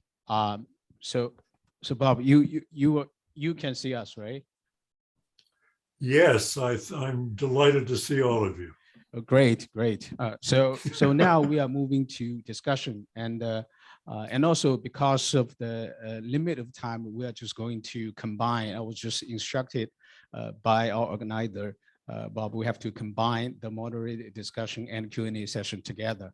And I also just want to reveal that my friend Bob Cap and we just did a brief discussion before today's conference, and Bob said, Don, you know what? We're going to have hundreds of audience coming to attend this conference, and we are going to be star. And that actually makes me a little bit nervous, because we scholars, the last thing we want to be is celebrity. So we really want to keep low profile. And but nevertheless, Bob, I think maybe why not we do this? Maybe you can pose 1 or 2 questions to our Chinese speakers. Then I pose maybe 1 or 2 questions to our American speakers. And then we open up for questions from the audience here in the room here on the Chinese side, and maybe for American audience online listening to this discussion as well. Does it sound good to you? That sounds fine, Wang Dong, and I'm happy to follow your guidance. Should I start? Yeah, please go ahead. Well, first of all, I want to thank 中国教育国际教育协会 for bringing this large audience together, hundreds of people from all around China and from so many educational institutions. And I hope that we, even though our time is very short, that we can bring some people from these wonderful schools all over the country into our discussion. There's been a lot said here today. I have a million things to think about, but I guess I would say this to our Chinese friends sitting on the stage with you. Also, at the risk of wasting 30 more seconds, we have an expression in American humorous English, rearranging the deck chairs on the Titanic, which refers to dealing with superficialities at a time when a larger crisis is at hand. As the chairs were set up on the stage for you, Wang Dong, and your colleagues to join us, it occurred to me that I hope we weren't rearranging the deck chairs on the Titanic, and I trust we won't be. But I guess I would like to say to our Chinese friends here, put yourselves in the American shoes for a minute. Just imagine that you are Americans and you're living and working in a society and an intellectual environment which has strong, almost magnetic attractions for people from other countries, particularly developing nations and nations whose economies are still evolving in ways that the American economy may have already evolved. Put yourselves in the shoes of Americans in universities or in government, and ask yourselves what you would do in the face of the challenges and problems which all the American speakers today have spoken to. McPherson, Sutter, Finger, Goldston, but have all pointed to the fact that American legislation that you're looking at is heavily driven in reaction to problems that have arisen so far. Well, what would you do? Pretend you're a university president in the US or a government official concerned with the preservation of national security. How would you approach this? So Bob, you wanted Chinese speakers to answer your question? Yes, I do. Okay. I do. I mean, I'm not insisting on it, but I hope that it might stimulate some discussion. Okay, thank you, Bob. It's great to see all of you. So then I think you raised a very, very, I think, timely question. I mean, we couldn't just keep the finger points to others' nose. It will be not just mutually beneficial. On the other hand, it will be less objective if we want to have some sort of precise prescription and just trying to find the way out. So then, but my suggestion is, yes, we can understand how US react to some sort of China's problem. But such a reaction so far, as I mentioned, first of all, is overplayed politically. Second is, don't just, victimizing the Chinese young students. Yes, if you have a very strong national security concern, you can use your legal leverage. You can just get any Chinese suspect studying in America's university colleges just into the trial or under the trial. But the problem is, if we just, as I mentioned, examine through all the articles of this act, the Innovation and Competition Act, as I mentioned, it's a full of some sort of Americans prescrimination. So it's really, as I mentioned, it's less acceptable and less well equal on the Chinese side. The last point is, I just view people-to-people relations as always some sort of a solid foundation to carry on. That we say moving ahead ties between Beijing and Washington. So that's what really, really concerns me so much. So don't just damage people to people relation in such a very grave way in exchange of your national security concern? Yeah, thank you for the great question. Yeah, I think that, that certainly pandemic didn't help. I mean, it really worsened the misunderstanding and mistrust. I think that you know, President Trump actually, of course, had a lot of things to do with that, accelerate that. But he's not the roots of the symptoms. So what I think can be done is that there's a several structural issue. I mean, there's going to be some kind of a misunderstanding and mistrust, because first of all, our two countries are so different culturally, historically, geographically. So while having economic relation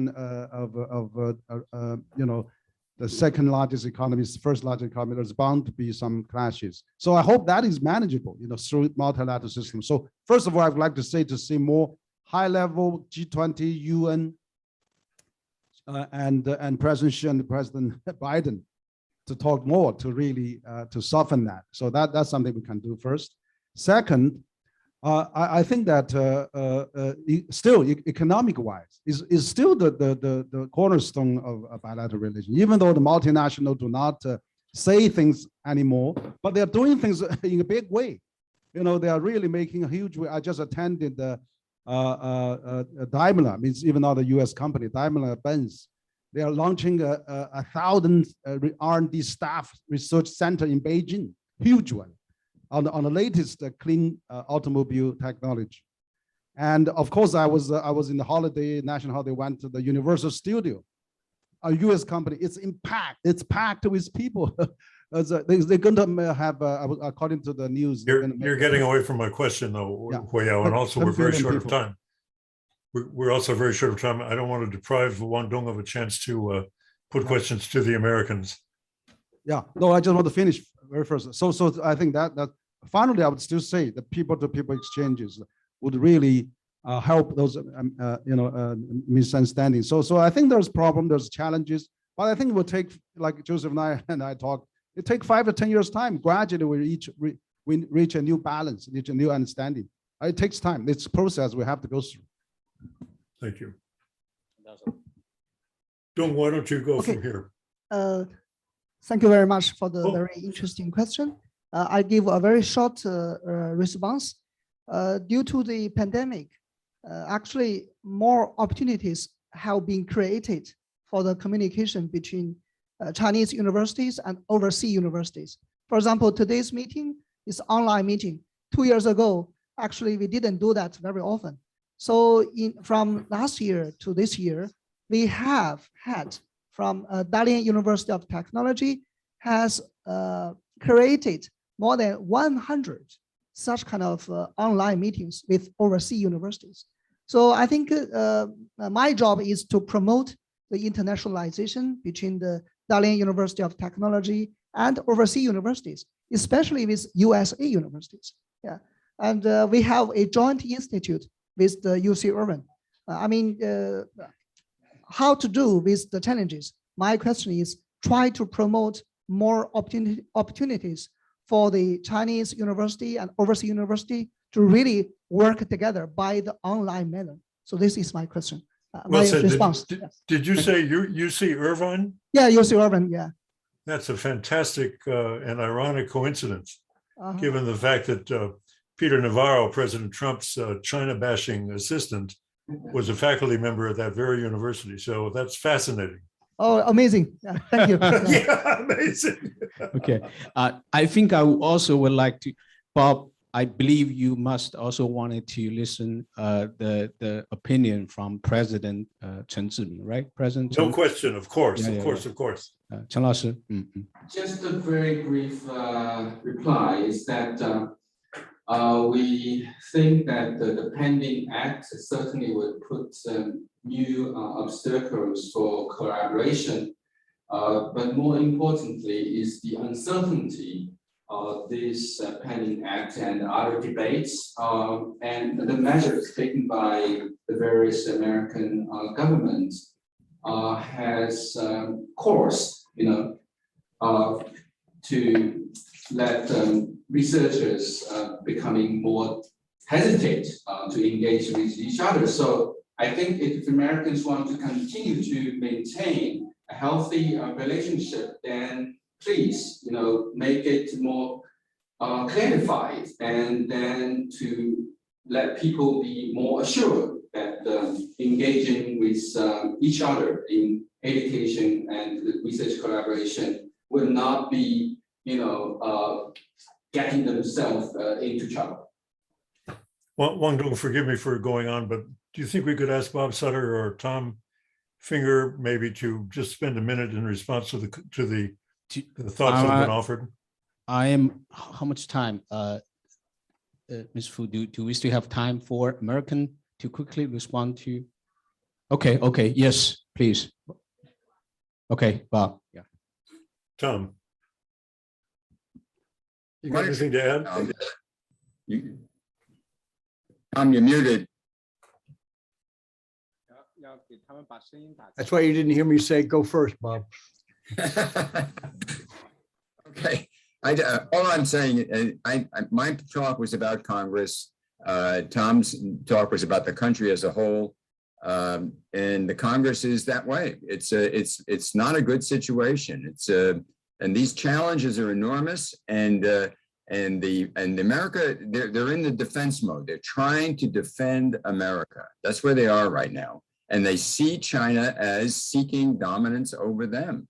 So you can say it's exaggerated, and maybe it is, but the point is that that's how it's perceived, and that's been driving this Washington consensus for about 4 years. And so this is the point I would make, and that's continuing. So it's not a good situation. I will add some very, very brief comments.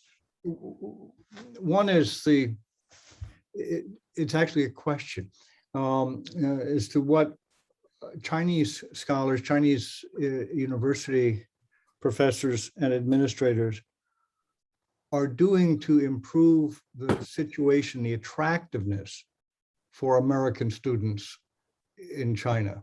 We heard the number of the 100,000 visas issued so far this year, post-pandemic, to Chinese students. China has issued 0 visas for American students to return to China.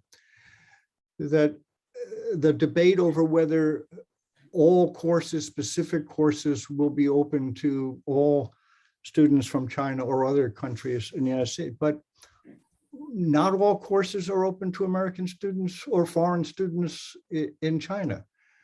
Document 9 and other restrictions on the use of access for Chinese students to American published materials that makes it somewhat less attractive for foreign students to interact with Chinese classmates outside of the classes, because many of the classes they take are for foreigners, not really integrated into. So the question is, what can our Chinese counterparts do to make it more attractive for American students to be engaged, and to reduce things like the harmful effects of the detention of people for seemingly no offense other than hostage diplomacy. That kind of image really affects willingness of Americans to come to China.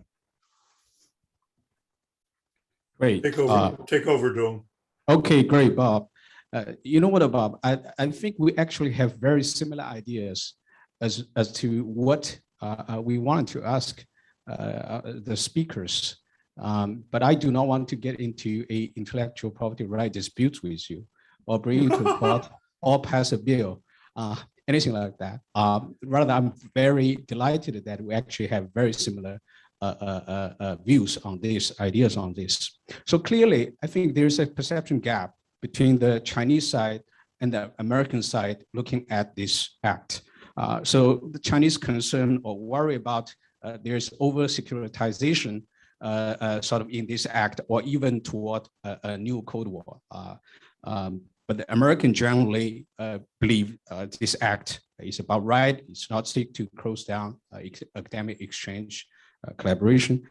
So I think the question really is how to strike a balance between the security concern or, as American speaker already noted, the sort of keep American the competitiveness or the capacity to innovate, strike a balance between those concerns vis-a-vis without stifling the real collaboration going on. I think, honestly speaking, the chilling effect is already being created. It's a one thing that you argue that it's not about close down, that's fine, that's just a guideline, but in reality, a lot of I think scholars, particularly the American scholars, they might just feel get into any kind of quote unquote trouble, so they just sort of self-censor themselves and just to move away from any potential collaboration, particularly in the fields of science and technology. So Mr. Mike Ferguson also mentioned, I'm very much impressed. He talked about how, we Americans, the United States, wanted to work this out. I think the Chinese side shares this view. So the question is how we can work this out. Does the American colleagues have any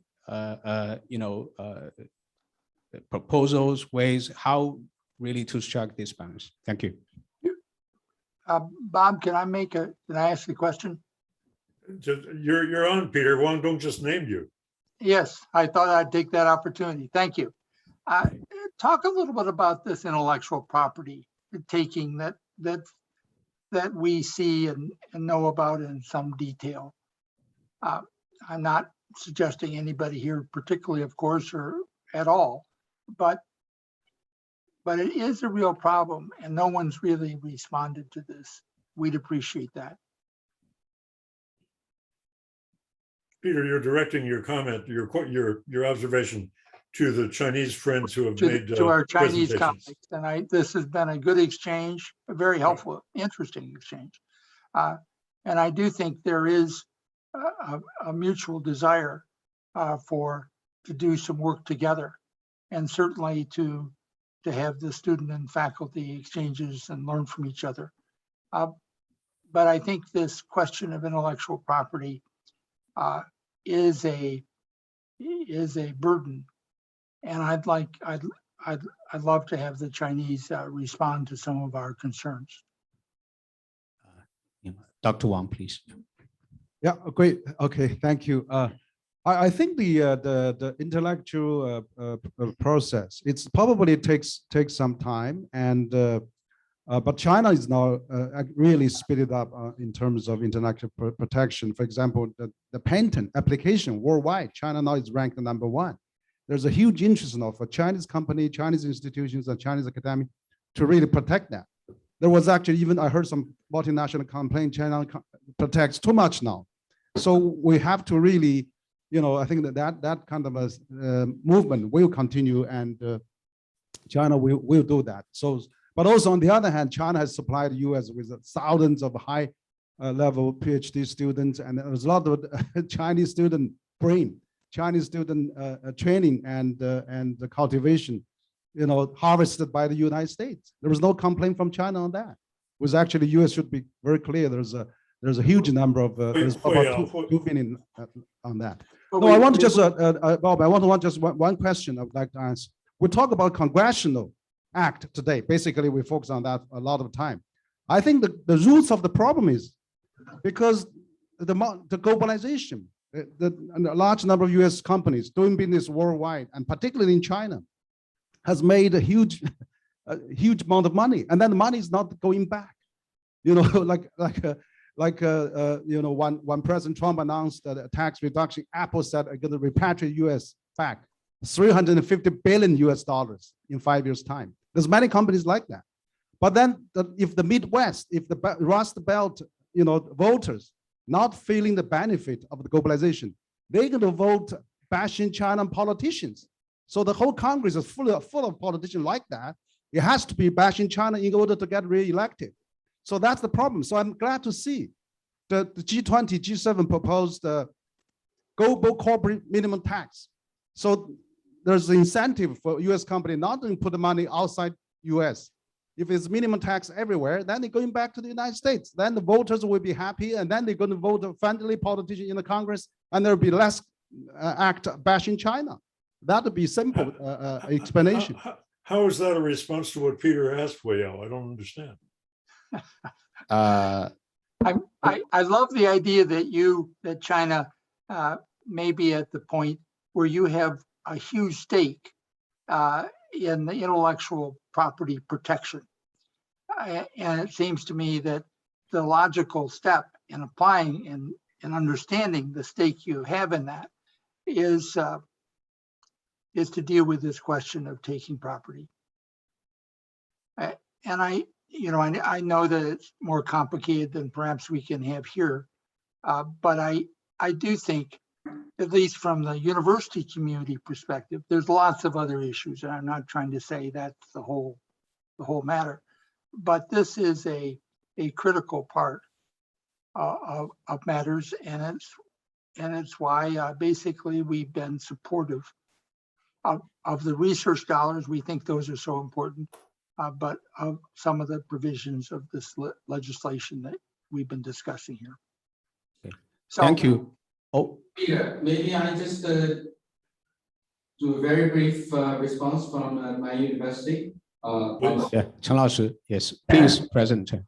Regarding the intellectual property rights things, I think that in the past, that the Chinese universities, when we enter into agreements with other universities, our legal office only provide very rough, kind of a clauses in MOU. But recent years, that we are adding more and more clauses regarding the intellectual property rights. So only with this kind of arrangement that we enter into agreements, cooperation with our counterparts, so including our US universities. So I think that's the precondition for any kind of collaborations between, at least from my university's point of view. Yeah. Thank you, President Chen. It seems that our discussion just getting heated, but Bob, I believe that we also to give the chance to the hundreds of audience, both in the room here, also online. Otherwise, people, the masses are getting not happy. So I agree. Yeah. We have to permit at least one of the Americans to depart, because I know that he had another commitment. So okay. We'll let the one American go if he has to. That's Tom. And oh, okay, Tom. Continue a little longer. That's all right. Great. Sorry, I must depart. It's been a very, very interesting conversation. Thank you for the arrangements and for including me. Bye, Tom. Great to see you, Tom. Thank you. Yeah. Bye-bye. Okay, Wendell. Good. So maybe, so I would take lead first. So I'll just open the floor and I take maybe one question from the Chinese audience, and you can maybe also take one question from the American audience online. How does that sound? Is that okay, Bob? It does, but I'm not sure I have access to the American, the totality of the 150 or so American signups here. Oh, do you have this function, like a question function on the Zoom link? Do you have that? Trenton, do I? I don't think so. Oh, there's no question. Oh, all right. Let's hear from the good Yifang in China. That'll be fun. Okay. All right. I do hope that you wouldn't look at this as one-sided. You know, we are not taking, at all. I can't wait to hear we are from not you. taking advantage of you. Okay. All right. 所以我们现在就把这个开放我们观众。So now we open floor for questions, and for our audience here, do you have any questions for our American speakers? Please introduce yourself and ask the question. So please be brief, and also this question. For Julia Chung and the President Peter Maxson. Okay. Okay, my name is Liu Xin from the Guangzhou College of Technology and Business. This is a private university. We got 52,000 students. It's a very big private university in China, but we are looking for the cooperation with the US universities. And now we are applying for the joint institute with the Eastern State University in USA. But this question is on behalf of all my the students and the parents. They think that the students, the international education, especially the exchange with the US university, will be stopped or interfered by the policy. So when our students ask for us to have the exchange to US, we had a very good questionnaire survey, and most of them would like to go to US for master or bachelor degrees, and this is what they want. And my question is, Julia and Peter, President, would you like to tell us that how can we stabilize this policy and to ensure all our parents and students, so these relations with China will back to the right track? Okay, thank you, Professor Liu. Very good question, real concern here. So Julia and Mr. McPherson, yeah, please. I think Peter should speak first because he is an associate. He's the head of an association of huge and many public universities. So you begin. I mean, we are a nonprofit, but we are now associated with George Washington University. So I will follow Peter. Okay. Yes. Well, please, Peter. I would say, Doctor, that we are anxious to have your students come. I realize there are some bureaucratic questions, but I think basically we are anxious for them to come. I think this increase in undergraduate students from China has been marvelous. I love to see these Chinese students live in our residence halls with American students. It really is a tremendous growing experience for all of them. There are no doubt lots of details here, but let me say that the United States wishes to have even more Chinese students come. I agree. I agree with that completely. Chinese students, undergraduates are very much welcome. And I think American universities in particular would like to see the flow of Chinese students coming to the United States continue. And we were at 365,000 pre-pandemic. And now, let me clarify, because Vice President Chen Ziming thought that it couldn't be possible that the Chinese student visa issuances are now practically at the same level as pre-pandemic. But the State Department figures show that almost 117,000, Wang Huiyao, by the way, was correct, it's about 100,000. 117,000 F1 student visas were issued, but I must emphasize, in May and June of this year. So the figure is much larger. So there's no stoppage of providing visas for undergraduate students. Anyway, I didn't catch the name of the university of the person who asked the question, but I am sure that Peter and we will be very happy to investigate this further for you, to give you even a fuller answer when we have, because time is really short today. I think in general, we love graduate students too. So we're not trying to restrict our response to undergraduates. I think it's Guangzhou College of Industry and Business. What's the Chinese name? Okay. 工商学. Okay. Guangzhou College of Technology and Business, right? Okay. All right, good. So thank you, Julia. Thank you, Peter. That's reassuring message. Ms. Fu, do we still have time for one more question, or we have to end? Do we, 傅老师，我们就得结束吗？还是还有提一个问题的时间？ Ms. Fu, do we have some extra time or do we allow for another question? So we basically we kick the ball back to your court. So it's depending on because it's getting late on your side. So do you want to have one more question from the audience here, or we just stop? Oh, I think your time permitting, the more the better. And if some of the distinguished friends from either the Chinese or the American team must leave because we've gone beyond the designated time, right? Thank you very much. Please feel free to go. But if a few of us can remain and there's a question that we can deal with. One more, maybe why not? I think because many of our audience here in this room, they really overcome a lot of obstacles, challenges, travel all the way to Beijing. Oh, heavens. To attend this conference. So we really should give them one more opportunity. All right. Okay. 所以美方现在嘉宾他们同意啊，说大家非常辛苦来参加这个会议，克服种种困难，所以呢，再有一个提问的这个机会啊，大家看看有没有。Okay, now we may allow for another question since many friends overcome difficulties and barriers to come to here to join this meeting. 好，您好。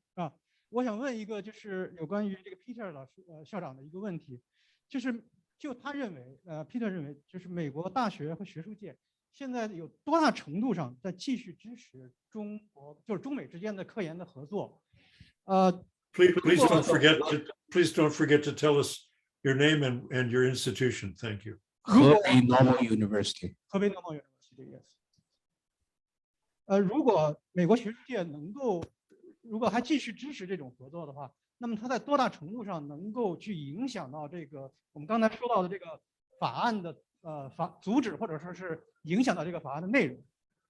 谢谢。All right, excellent question. So, anyone, American colleagues, want to take up this question?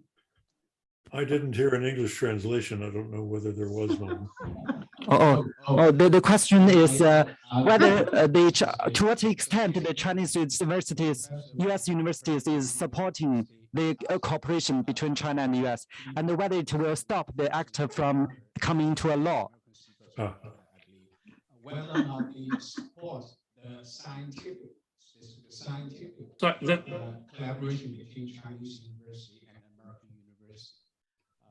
I think that's a question, right? 对吧? The second question is how to extend academic fields in America could affect the path of the legislation. Try to shape, the act, make it to maybe more accommodating to the reality of helping facilitate rather than stifling the research cooperation between the two sides. I can start on that one. Go for it, David. So, as I think you've heard from many of the speakers here, U.S. universities strongly support continued cooperation and exchange. But as I think you also heard, we don't view the act as necessarily being against that. There are certain provisions in the act that we want improved or eliminated, but overall, the act strengthens U.S. R&D, helps U.S. universities, allows continued cooperation.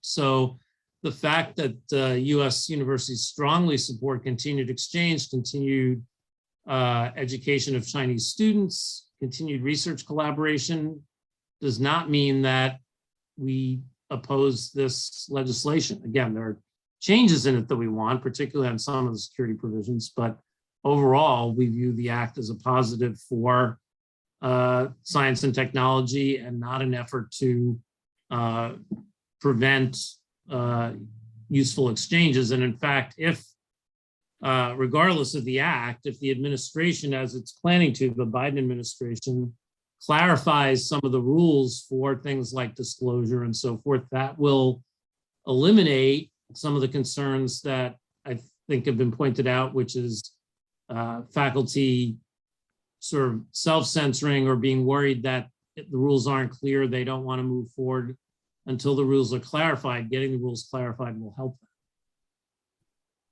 them. Thank you, Mr. Goldston. Bob, I'm not. Do you have anything you want to say?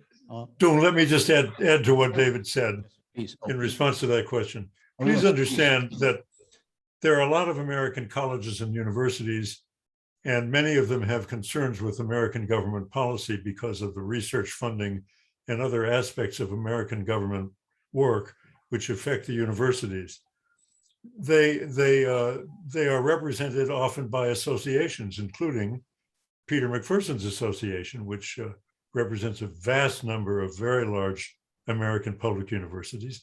And many universities, big ones and important ones, have their own representatives who seek to express the views of their universities in the Washington policy-making process. So your question is a good one, but you have to remember that universities are only one element in the continuing debate that comes before a law is passed in the US Congress.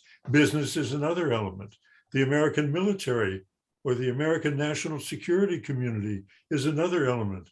There are lots of different voices that have views on bills like the one we're talking about today. So to ask whether American universities are going to stop this bill from being passed by the Congress and enacted into law is kind of missing the point a little, because the universities that speak to these matters in Washington, D.C. are not alone in having opinions on them. And our Chinese friends, I think, will benefit from the understanding of the broader debate that goes on behind a big bill like this. Thank you.